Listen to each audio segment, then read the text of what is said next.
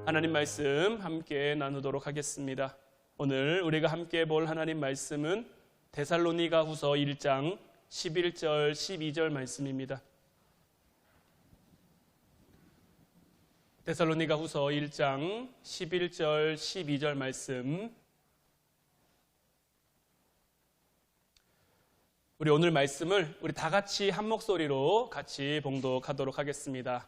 자, 시작. 이러므로 우리도 항상 너희를 위하여 기도함은 우리 하나님이 너희를 그 부르심에 합당한 자로 여기시고 모든 선을 기뻐함과 믿음의 역사를 능력으로 이루게 하시고 우리 하나님과 주 예수 그리스도의 은혜대로 우리 주 예수의 이름이 너희 가운데서 영광을 받으시고 너희도 그 안에서 영광을 받게 하려 함이라.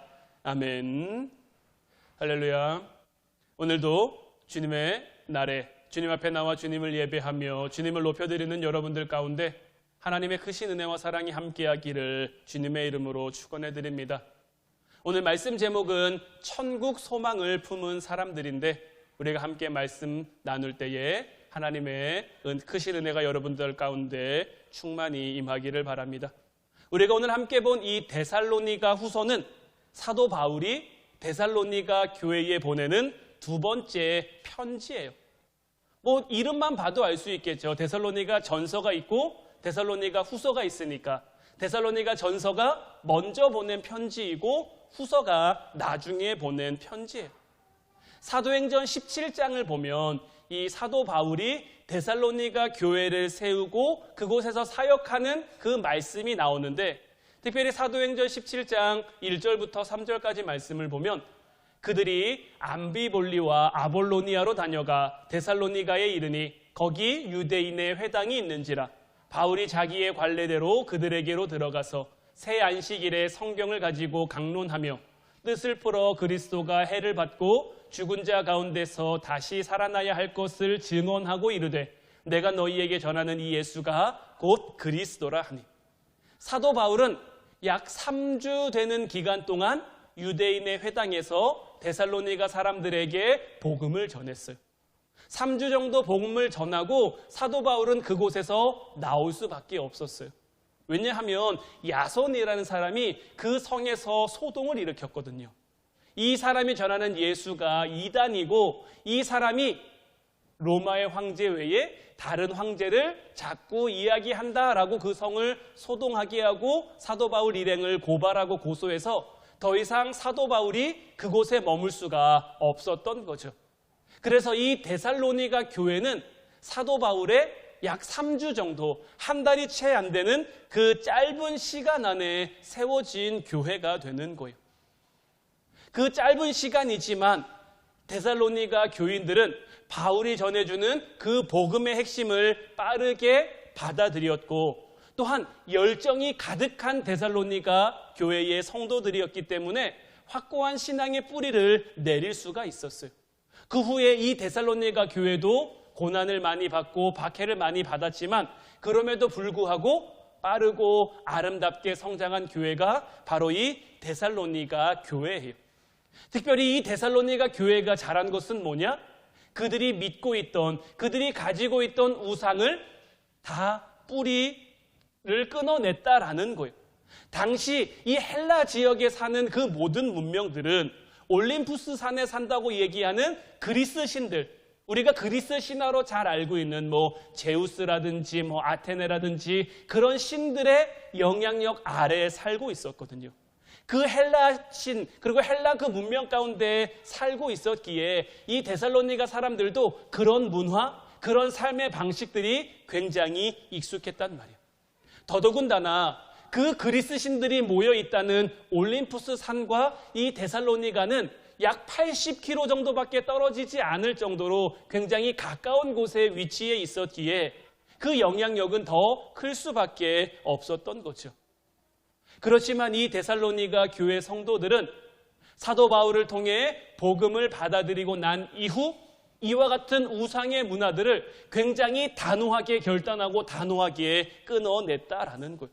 그들은 사도 바울 그리고 디모데로부터 순수한 복음, 이 복음의 능력을 온전히 들었고 온전히 받아들였고 그것을 통해 열정적으로 성실하게 신앙생활함으로 순결한 믿음, 성실한 신앙을 갖게 된 거예요. 그래서 사도 바울은 나중에 이 데살로니가 교회를 어떻게 평가하느냐? 마게도냐의 아가야 전 지역, 그러니까 주변의 모든 교회가 본받고 싶어하는 모든 믿는 자의 본이 되는 교회라고 이 데살로니가 교회를 평하면서 칭찬하고 있는 거죠. 저는 정말 우리 화운교회가 이 데살로니가 교회처럼 세워질 수 있기를 소망해요. 우리 교회가 세워진 역사는 그리 길지 않다라고 볼 수 있어요. 올해가 창립 15주년이었으니까 이제 15살쯤 된 교회인데 아직 부족한 것도 많고 연약한 것도 많지만 그럼에도 불구하고 우리가 하나님의 복음을 열정적으로 받아들이고 성실하게 받아들임으로 믿음의 뿌리를 확실하게 내려 모든 믿는 자의 본이 될 수 있는, 하나님 보시기에 그런 칭찬과 그런 평가를 들을 수 있는 교회가 우리 화운교회가 됐으면 좋겠는 거죠. 특별히 오늘은 우리 교회가 충남 홍성에 있는 상황감리교회로 선교를 가게 돼요. 이 선교를 감에 있어서도 마찬가지인 거예요. 우리가 오늘 가서 그 교회에 좀 돕고 해주려고 하는 일들은 지금 그 교회 본당 사이즈는 저희 교회보다 조금 작은 정도인 것 같아요. 근데 우리 교회는 얼마 전에 우리 박창환 목사님이 등을 다 환하게 바꿔주셔서 LED로 굉장히 밝잖아요. 근데 그 교회는 그 교회 크기는 저희 교회랑 비슷한데 이 가운데 형광등 5개, 6개 정도밖에 안 붙어 있어요.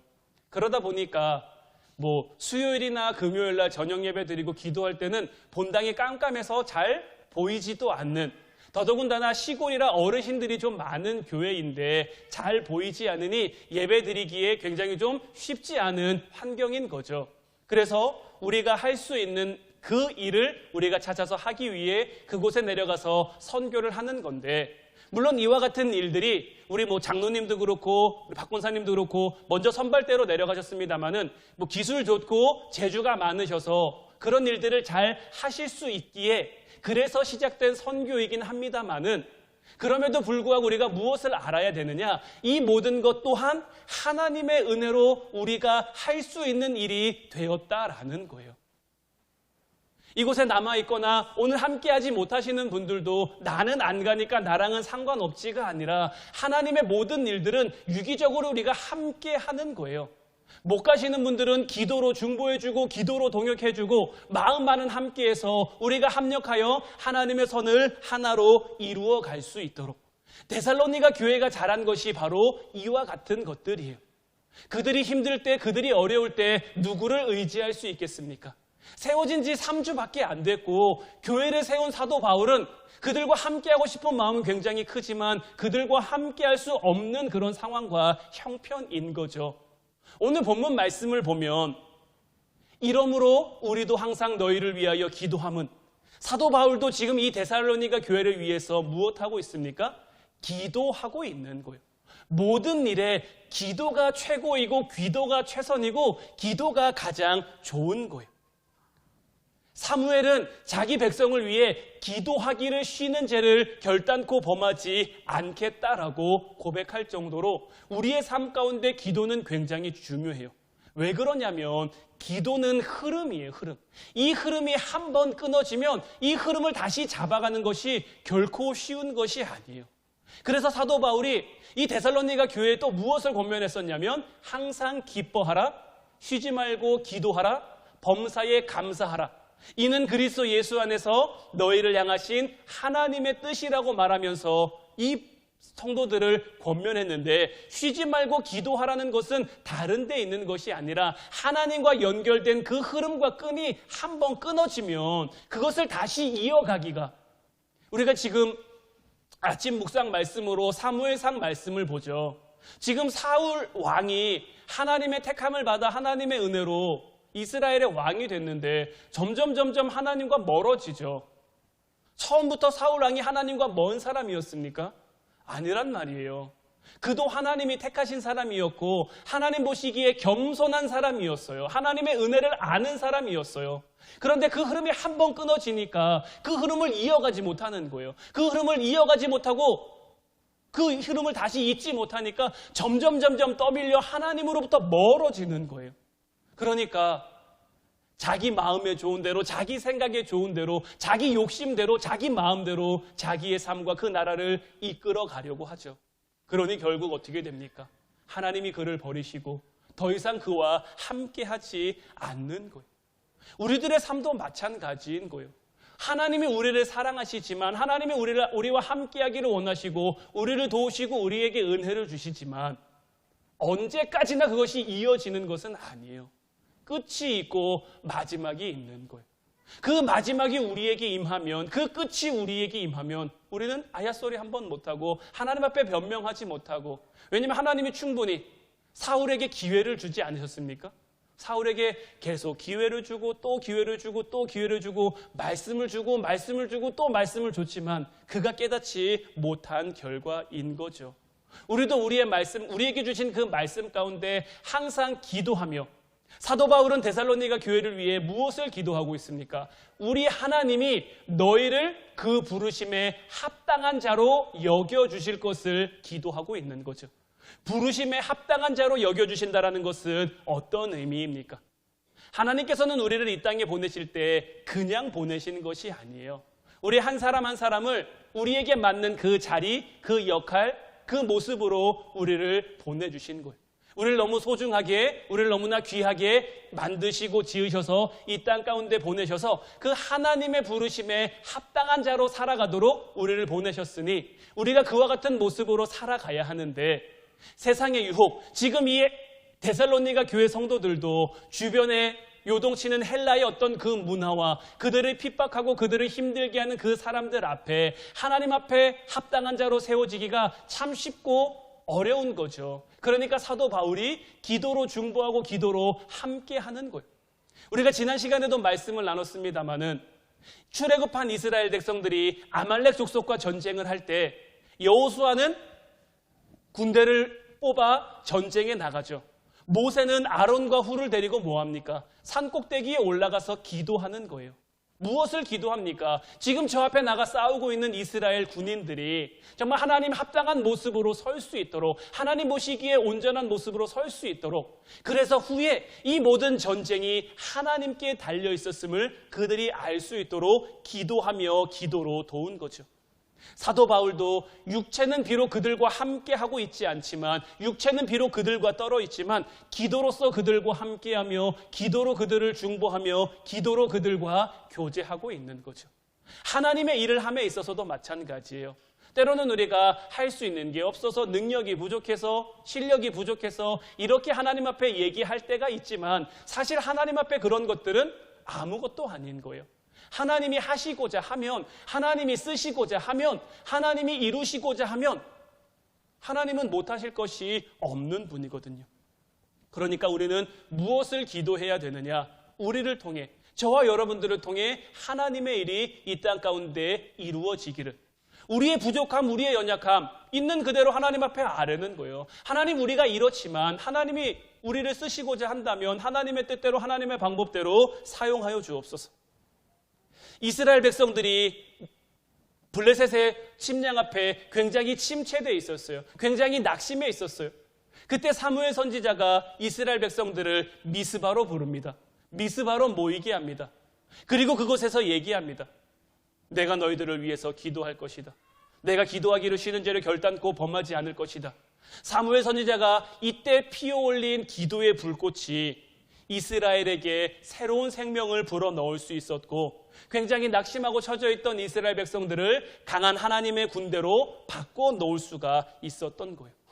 한없이 부족한 우리라고 할지라도 항상 기도하면, 기도하고 나아가면 강하고 아름다운 그리스도의 군대가 되어 하나님이 주실 그 승리의 깃발, 여호와 니시의 그 승리의 깃발을 우리의 가정 가운데, 우리 교회 가운데, 우리 자녀들 가운데, 우리가 살아가는 일터와 직장과 삶의 모든 터전 가운데 그 깃발을 꽂게 될 줄로 믿어요. 그 깃발은 하나님이 우리를 위해 예비해 주시는 거예요. 여호와 니시, 하나님은 나의 깃발이시다라는 건데 깃발이 가지고 있는 의미가 무엇입니까? 깃발은 모이게 하는 거예요. 깃발로 모이면 그 깃발로 하여금 우리가 통솔되어 강하게 나아갈 수가 있는 거예요. 지금은 그런 전쟁이 거의 없습니다만은 삼국지나 이런 예전의 전쟁을 보면 어떤 장군을 상징하는 깃발이 있었어요. 그래서 그 깃발을 통해 어떤 장군의 부대인지를 알 수가 있었단 말이에요. 그래서 강한 장수가 나오면, 강한 군대가 나오면 상대편들의 사기가 저하될 수밖에 없는. 그런데 우리가 하나님의 깃발을 들고 나아가면 어떻게 될까요? 하나님의 깃발 아래 모여 우리가 살아가면 어떻게 되겠습니까? 그 하나님의 깃발이 우리를 덮고 우리를 인도해서 강한 하나님의 군대로, 우리가 강해서 강한 군대가 되는 것이 아니라 그 깃발의 주인 되시는 하나님이 강하시니 우리가 강한 하나님의 군대가 될 수 있는 거죠. 이와 같은 소망이 저와 여러분들 가운데 있었으면 좋겠어요. 우리의 삶을 정말 현실적으로 들여다보면 참 소망이 없어 보일 수도 있어요. 답이 없어 보일 수도 있어요. 경제는 어렵고 기름값은 하루가 멀다 하고 계속 오르고 있고요. 러시아와 우크라이나의 전쟁은 언제 끝날지도 잘 모르겠고요. 늘 뉴스를 틀면 어렵다, 힘들다, 안 좋은 일들만 많이 나오는 그러한 시대를 우리가 살아가고 있는데, 이러한 시대 가운데 우리가 무엇을 소망으로 붙들 수 있겠습니까? 우리가 무엇을 소망으로 가지고 이 땅을 살아갈 수 있겠습니까? 데살로니가 교회 성도들은 힘들고 어려운 그 시기와 그 상황 가운데 하나님을 붙잡고 하나님께 소망을 두며, 비록 3주밖에 안 된 그 시간 동안 세워진 그 교회였지만 그 교회가 하나님을 붙잡으니 정말 하나님이 그들을 강하게 하시고 하나님이 그들을 성장시켜 모든 교회가 본받을 만한, 모든 성도가 본받을 만한 그런 교회로 세워간 거죠. 이제 우리 화운교회도 정말 천국 소망을 품고 하나님의 깃발 아래 함께 모여 믿음으로 나아가는 그러한 교회가 되기를 주님의 이름으로 축원해드려요. 우리가 하나님의 깃발 아래 함께 모여 함께 신앙생활하며 함께 믿음 생활하며 함께 나아갈 때 하나님이 우리를 붙드셔서 하나님의 강한 군대로 세워주실 것이고, 그 하나님의 군대 아래서 우리에게 주어진 믿음의 싸움, 영적 전쟁에서 승리하게 하실 줄로 믿어요. 그리고 그 승리 끝에 하나님의 영광이, 또한 우리의 영광이, 12절 말씀 오늘 보면 우리 하나님과 주 예수 그리스도의 은혜대로 우리 주 예수의 이름이 너희 가운데서 영광을 받으시고 너희도 그 안에서 영광을 받게 하려 함이라. 우리가 이와 같은 모습으로 살아가면 먼저는 예수님의 이름이 우리 가운데서 영광을 받게 되는 것이고요. 그 예수님만 영광 받으시고 끝나는 것이 아니라 우리도 그 안에서 함께 그 영광을 누리며 살아가도록 하나님이 우리의 삶을 인도해 주시고 돌보아 주신다라는 거죠. 이제 정말 믿음의 눈을 들어 믿음의 눈을 가지고 천국 소망을 품고 천국 소망을 가지고 살아가는 저와 여러분들, 그래서 믿음으로 늘 승리하는 저와 여러분들 되시기를 주님의 이름으로 축원해 드립니다. 기도하겠습니다.